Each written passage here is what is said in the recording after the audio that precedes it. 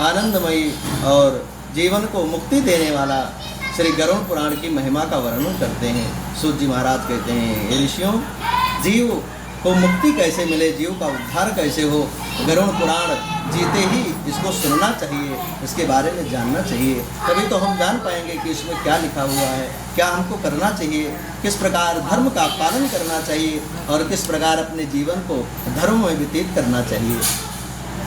सूत जी महाराज कहते हैं, धर्म ही जिसका सुदृढ़ मूल है, वेद जिसका स्कंद है, पुराणों की शाखाओं में समृद्ध है, यज्ञ जिसके पुष्प है और मोक्ष जिनका फल है, ऐसे भगवान मधुसूदन रूपी पादव कल्प वृक्ष की भगवान के चरणों में बारंबार वंदन करते हैं। एक समय सौनकादि 88,000 ऋषि विष्णु क्षेत्र नैमिषारण्य तीर्थ में एकत्रित होकर के एक समय श्री सूत जी महाराज से कहा कि हे महामुने, हमको मुक्तदायिनी और सुख देने वाला देव मार्ग को सुनाइए, जिससे जीव देव मार्ग को कैसे जाता है, धर्म को करते हुए वो यमराज के यहाँ ना जाए और धर्म का मार्ग करके और भगवान के धाम कैसे जाता है, उसके बारे में मुझे सुनाइए। ऋषि जी महाराज कहते हैं, हे ऋषियों, अब ये ध्यान से सुनो, यमलोक मार्ग को ध्यान से सुनो। संसार में दुख और सुख जीव किस प्रकार अपने जीवन को व्यतीत करके यम मार्ग को और सत मार्ग को चुन करके भगवान के भगवत धाम जाता है। श्री सूत जी महाराज कहते हैं, परलोक में किस प्रकार का दुखाद भोगते हैं वो सब सुनने की इच्छा हो रही है। हे प्रभु, मोक्ष देने वाला, सुख देने वाला किस प्रकार जो मार्ग है वो हमको प्रशस्त करके मुझे बताइए।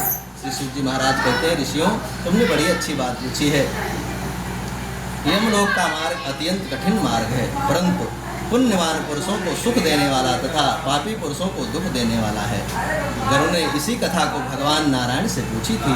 भगवान श्री सूत जी महाराज कहते हैं, गरुड़ जी महाराज एक बार भगवान के पास आए, भगवान के चरणों में वंदन किए, क्योंकि गरुड़ जी भगवान के वाहन हैं, भगवान गरुड़ पर ही सवार होकर चलते हैं। तो गरुड़ जी महाराज एक दिन भगवान के पास बैठ करके और प्रभु से ही कथा पूछने लगे। कहा, प्रभु, श्रवण भो भिक्षामि यममार्गं सुदीर्घं सुखदं पुण्यशीलानां पापिनां दुःखदायकं यथा श्री विष्णु प्रोक्तं वयं पृच्छते।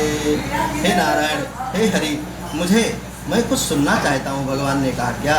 तब भगवान से श्री गरुड़ जी महाराज कहते हैं, हे प्रभु, भक्ति मार्ग और सुख मार्ग जीव को कैसे किस प्रकार यमलोक में दुख और सुख प्राप्त होते हैं, इसके बारे में मुझे बताइए। श्री सूत जी महाराज कहते हैं, भगवान गरुड़ जी महाराज ने इस कथा का विस्तार भगवान विष्णु से पूछा और गरुड़ ने उसी प्रकार तुम्हारे संदेह को, भगवान ने गरुड़ के संदेह को दूर किया। एक समय वैकुंठ में भगवान आनंद में विराजमान थे। श्री सूत जी महाराज कहते हैं, उस समय गरुड़ ने भगवान से विनती की। गरुड़ ने कहा कि हे प्रभु, अनेक प्रकार के भक्ति मार्ग आपने मुझसे कहा और मैंने सुना, भक्तजनों की उत्तम गति को भी हमको सुनाइए। जो जीव अपने जीवन में भक्ति करते हैं, सुख करते हैं, वो भगवान के भगवत धाम कैसे जाते हैं, और जो पाप करते हैं वो भी कैसे भगवान को प्राप्त कर सकते हैं। इस समय मुझे उस भयंकर यमलोक मार्ग को सुनाइए, मेरी इच्छा हो रही है सुनने को। भगवान ने गरुड़ की बात सुनी। आपकी भक्ति से विमुख पुरुषों का यमलोक में जाना मैंने सुना है। हे भगवान, आपका नाम अति सुगम है, उसके उच्चारण करने से कुछ परिश्रम नहीं होता है और सबके मुख से जीवा भी शुद्ध और पवित्र हो जाती है। फिर भी वो नरक में जाते हैं, ऐसे नराधम पुरुषों को बारंबार धिक्कार है। हे प्रभु, आपका नाम तो पावन है, पवित्र है, फिर भी आपका नाम लेकर के जो जीव दुख भोगता है वो किस प्रकार? यह जीवन में आपका नाम तो जीवन का उद्धार करने वाला है। इस कारण हे भगवान, पापी मनुष्यों को जो गति होती है वो मुझसे कहिए, और यमलोक मार्ग में जाते हुए किस प्रकार दुख को प्राप्त करते हैं वो भी मुझे समझाइए और समझा करके बताइए। भगवान ने कहा कि हे पक्षीराज गरुड़, जिसके सुनते ही भय उत्पन्न होता है, ऐसे यमलोक मार्ग को मैं तुमसे कहता हूँ, ध्यान से सुनो। भगवान कहते हैं, वो सुनने से जीव कांप जाता है। जिस मार्ग से पापी मनुष्य नरक में जाते हैं वो सुनने में ही बड़ा भयंकर है। उस नरक में ऐसे ऐसे मनुष्य जाते हैं जो पाप कर्म में संलग्न रहते हैं तथा दया धर्म से रहित हैं, दुष्ट पुरुषों के साथी हैं, शास्त्र तथा सत्संग से परामुख हैं, हम बड़े हैं, ये विचार कर ऐसे अभिमानी किसी को नमस्कार भी नहीं करते हैं। धन के मद में युक्त होकर के आसुरी संपदा को प्राप्त होते हैं, वह देवी संपदा से वर्जित रह जाते हैं। इसलिए जो अपने जीवन में भगवान को और धर्म को पकड़कर चलते हैं, वह यम मार्ग नहीं जाते हैं, उन्हें दुख नहीं भोगना पड़ता है। वो भगवान के भगवत धाम जाते हैं, भगवान के पार्षद आते हैं और उनको विमान पर बैठाकर भगवत धाम ले जाते हैं।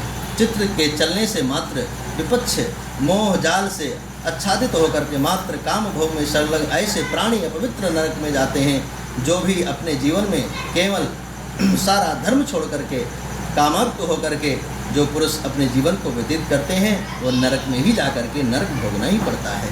कर्मों का फल भोगना ही पड़ता है। जो जैसा कर्म करता है उसको भोगना ही पड़ता है। जो पुरुष ज्ञानशील हैं वो परम गति को प्राप्त होते हैं।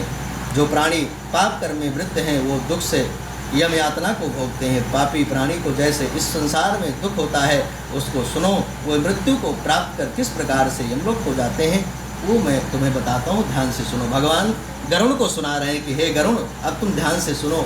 जो पापी पुरुष हैं वो कैसे यमलोक को जाते हैं और कैसे यातनाओं को भोगते हैं, किस किस प्रकार उनको दुख प्राप्त होता है, फिर वो किस प्रकार मनुष्य योनि में आते हैं। भगवान कहते हैं सुकृत या सुदृढ़ भोग करके अर्जित कर्म से अपने वृद्धावस्था में व्याध उत्पन्न होती है। वह व्याध मानसिक पीड़ा आदि शरीर पीड़ा से युक्त हो जाने से इच्छा रखते हैं, उनको सर्प के समान अचानक काल आकर प्राप्त हो जाता है। जो अपने जीवन में केवल भगवान की भक्ति नहीं करते, केवल पाप ही कर्म करते हैं, उनको काल अचानक ही आकर के और उनके जीवन को हर लेता है। जैसे मेढक पर सर्प दौड़ता है, उसी प्रकार उस जीव के ऊपर काल दौड़ता है। काल कब आए इसका पता नहीं है और उस जीव को जाना ही पड़ता है। अंतकाल में उसे वैराग्य उत्पन्न होता है जाते समय, लेकिन जब काल आ गया तब तो जाना ही है। उस समय वैराग्य उत्पन्न होने से भी कुछ नहीं होने वाला है, क्योंकि कोई बचा नहीं सकता है। जो जिसने जैसा कर्म किया है उसको भोगना ही पड़ेगा। वैराग्य उत्पन्न होता है, जिसका उसने पालन किया वो पुत्रादि उसका पालन करने में लगते हैं। जीवन भर जिस पुत्रों के लिए उसने काम किया वो पुत्रादि उसके सामने ही खड़े होते हैं, पर कोई उसे बचा नहीं सकते हैं। ऐसी अवस्था में उसे नेत्र से दिखाई नहीं देता है। भगवान कहते हैं कान से सुनाई नहीं देता है, दांत गिर जाते हैं और वो ऐसी अवस्था को प्राप्त होता है, मरणोन्मुख हो जाते हैं, सुनाई नहीं देता है, आँख से दिखाई नहीं देता है। जब जीव जाने की गति आती है, जब प्राण निकलता है, तब दिखाई देना बंद हो जाता, सुनाई देना बंद हो जाता है। अपमानित होकर के पुत्र आदि से दिए हुए भोजन को कुत्ते की तरह खाता है। रोग युक्त है, भोजन जो करता है वो पचता नहीं है, अल्पाहारी हो जाता है, वो चलने की शक्ति भी कम हो जाती है। प्राण वायु निकलते समय आंखें उलट जाती हैं, कब्ज से अधिक होने से नाड़ी बंद हो जाती है, सांस बंद हो जाता है, परिश्रम से कंठ घुर-घुर करने लगते हैं। उसकी चिंता से बंधुगण चारों ओर उपस्थित हो जाते हैं। उनके मध्य से सोया हुआ वो व्यक्ति काल पास के वशीभूत होने से वो रोता है, चिल्लाता है, पर उसे कोई बचा नहीं सकता है। काल उसे अपने फांसी के फंदों में फंसा करके और जीव को निकाल करके ले जाता है। भगवान कहते हैं कि एवं कुटुंब भरणे व्यापृतात्मा जितेन्द्रिया मित्रेरुदतां स्वानमुर्वेदनया स्थिते तन्मानन्द्रक्षणे तीक्षं देवी दृष्टा प्रजायते एकीभूतं जगत्सर्वं न किंचित् द्विकृमिते।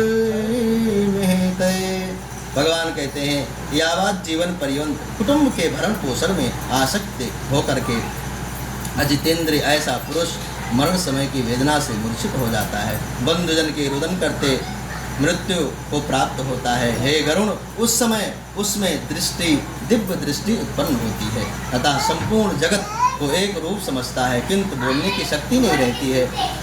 उस समय इंद्रियां नष्ट हो जाती हैं, जो इंद्रियां पहले से काम करती हैं वो इंद्रियां सब नष्ट हो जाती हैं।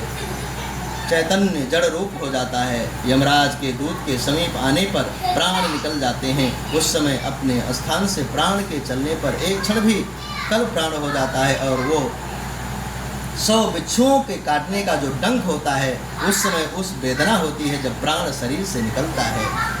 ऐसी वेदना उस समय उसको होती है। अनंत मुख फेन आने लगते हैं और मुख से लाल टपकने लगती है। उस पापी पुरुष के प्राण वायु नीचे के मार्ग से निकलते हैं। उस समय 2 यमदूत आते हैं जो बड़े भयानक होते हैं, क्रोधयुक्त नेत्र वाले तथा पास दंड को धारण करने वाले, अग्नि अवस्था में होते हैं, नग्न अवस्था में, और दांत से कट-कट शब्द करते हैं। कवे जैसे काले ऊंचे केस, वक्र मुख होते हैं, नख ही जिनके आयुध हैं। ऐसे यमराज के दूत को देख पापी प्राणी भयभीत होकर के मल मूत्र त्याग देते हैं। भगवान गरुड़ को पापी पुरुष को सुना रहे किस प्रकार पापी पुरुष जाकर के यमराज के यहाँ दुख को प्राप्त होते हैं।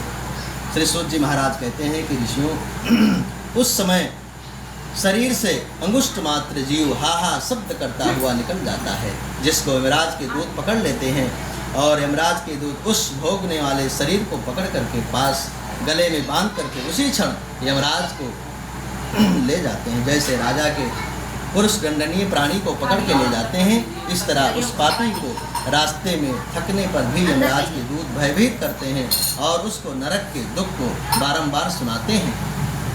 कहते हैं तुमने अपने जीवन के धर्म नहीं किया और तुमको इतना दुख भोगना पड़ेगा जो तुम सोच नहीं सकते हो।